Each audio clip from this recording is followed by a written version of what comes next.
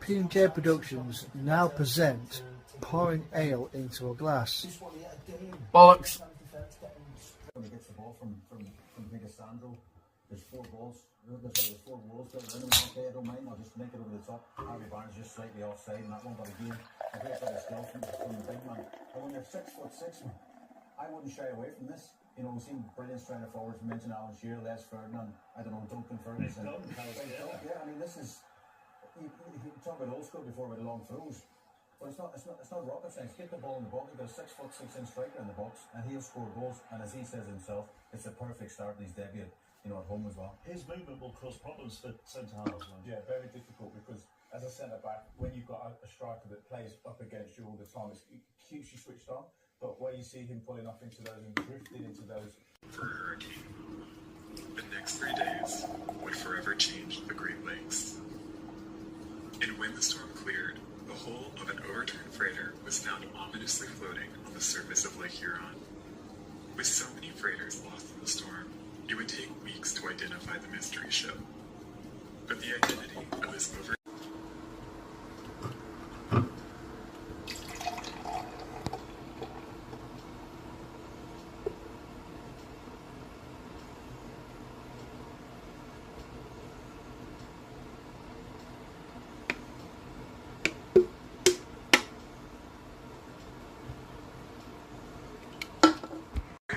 a total of 12 ships were lost with all hands. Another 30 vessels were stranded.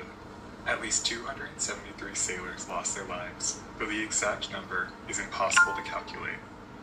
As the storm began to clear, the scale of the devastation slowly began to reveal itself. On the afternoon of Monday, November 10th, the salvage tug Sarnia City was sent out.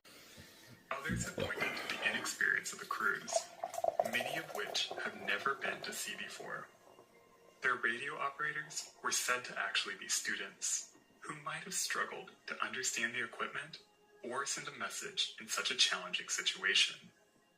That could explain why no distress signal was ever sent. But this could also be explained by a quick sinking. Today, the Inkerman and the Cerasul, partially due to wartime secrecy and their foreign crew. The traffic cops are hunting down a runaway driver.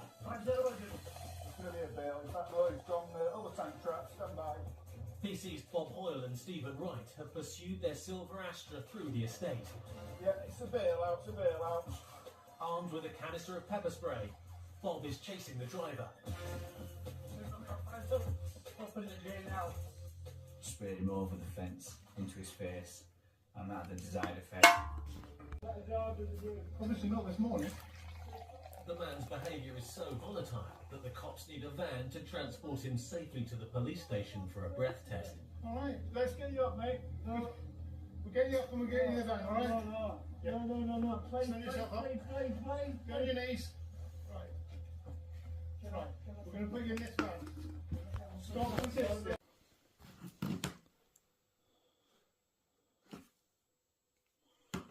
It was entirely safe apart from ruin.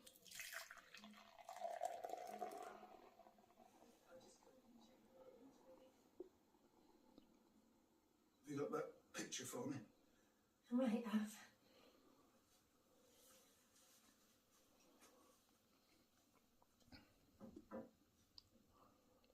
Because you know what I'm going to ask you, so will you?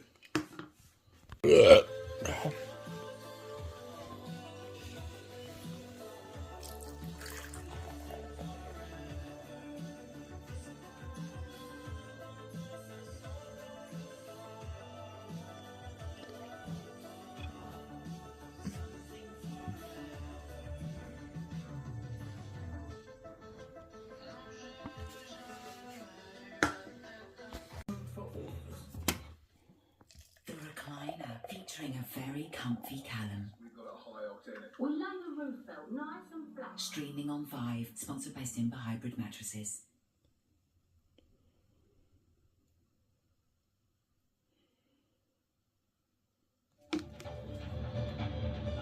In North Yorkshire, PC's Tim Wilson and Ben Astin have stopped a vehicle whose occupants are suspected of passing off counterfeit cash.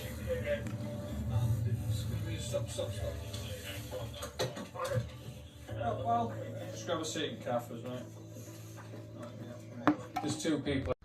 P&J Productions present a compilation of pouring. Oi! Sake. P&J Productions present a compilation of pouring. Where is a glass? And that's it.